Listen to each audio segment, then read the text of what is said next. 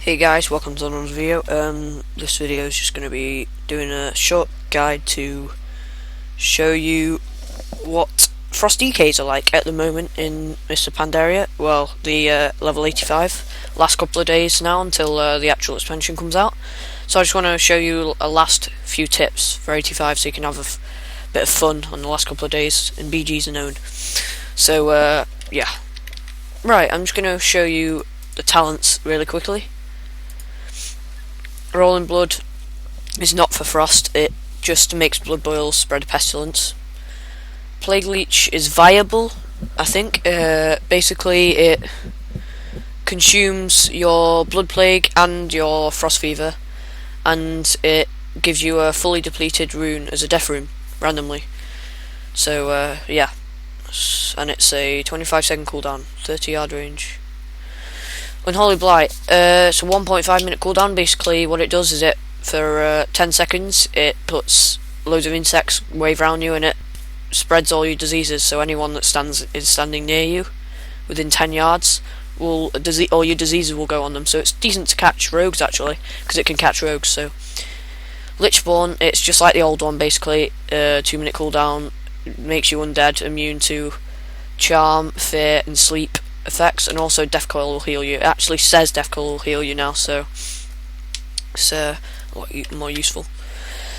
Anti-magic cell, it's a 30-yard range and it's a 2-minute cooldown. What it does, it's like a anti-magic shell, except for it puts an anti-magic zone on like a big bubble that you can stand in, and you can choose where to put it now. So like if I was to use it, then I could place where I want it on the ground, so it'd be useful.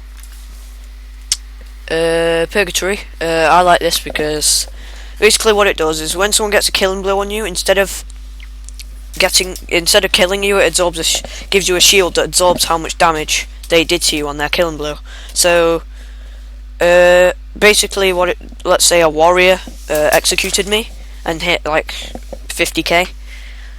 Instead of it killing me, it would give me a 50k absorbing shield, so it's pretty cool. But what happens if they break the shield within 3 seconds? Then I die.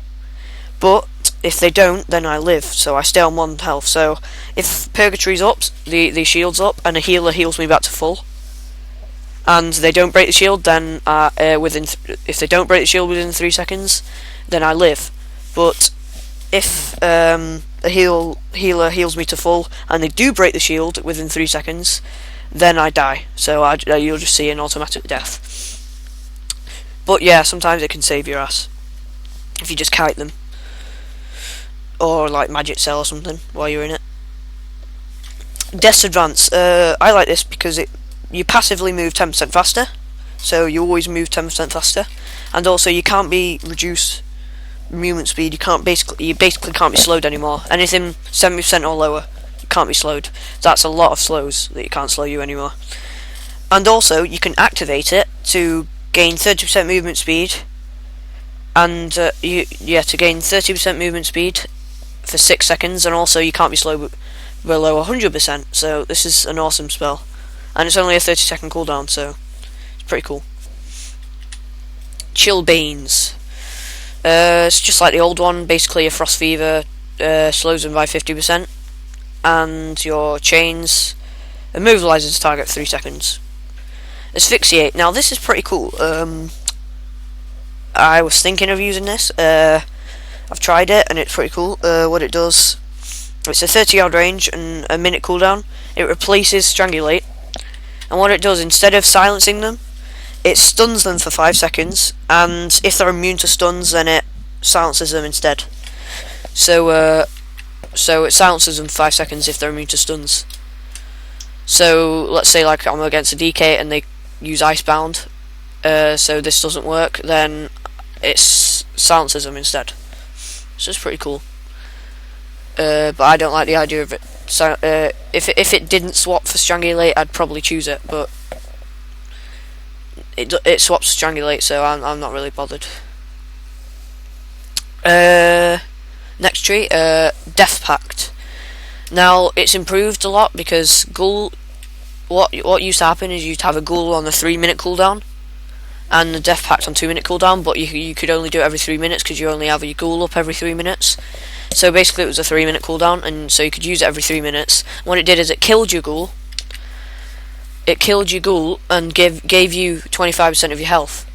But now what it does is it's the ghoul's only on a 2-minute cooldown now, so you can use it more often. So you can use it every 2 minutes, and it doesn't cost any runic power anymore like it used to.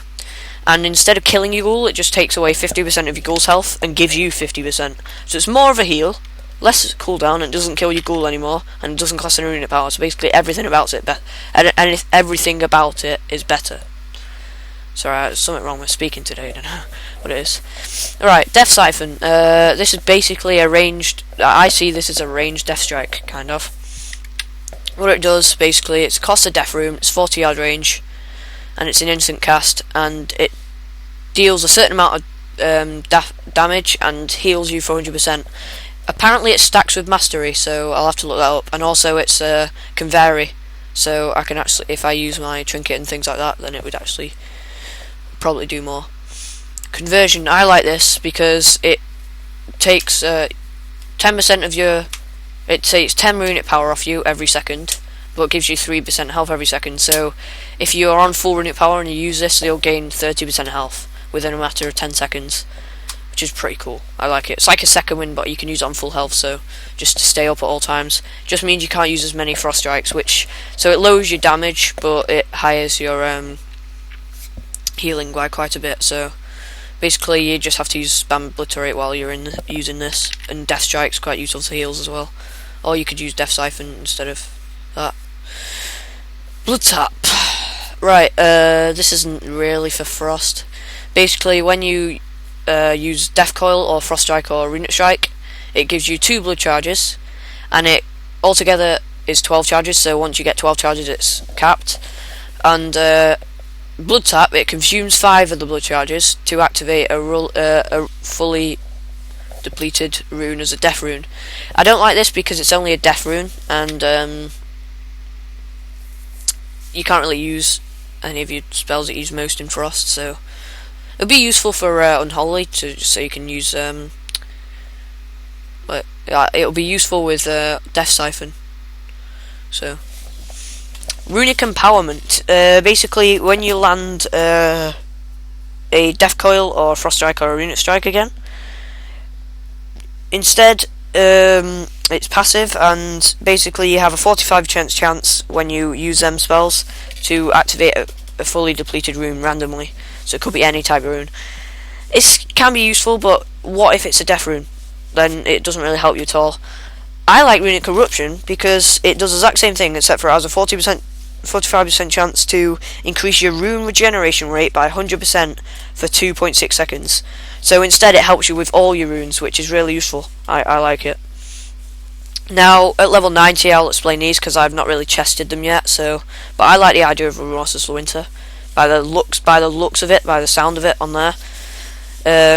But I don't know, I'd have to try it out. The glyphs I chose: Glyph of Strangulate, Glyph of Icy Touch, and Glyph of Darkscur. I like this because it's like a victory rush. This just makes you silence for 2 seconds more if you interrupt a spell while using it. And this one is amazing. It's overpowered. You can dispel shields. So a pre-shield, a mage shield, a shaman's totem shield. You can dispel all of them. So they pop their shield, you just go, no you're not, and use Icy Touch, and it dispels. These don't really matter, but I just like the different looks of Army of the Dead, and I love the old corpse explosion. And this one's quite useful if like you try to death grip someone and bubble and they're immune, and it doesn't have a cooldown. Right, so that's basically talents for now. Also, I'll just quickly show you a macro that I've actually got. Where is it? This. I actually need to put it on my line. Basically, it uses your Pillar Frost and your DPS trinket, and if you've got like a Golem Blood Potion or something, you can use that as well. Basically, anything that increases your damage, just put in one macro. And yeah, I've just called it that because it's cool. But yeah, you use that, and it costs a Frost Rune, and then you can just like, I like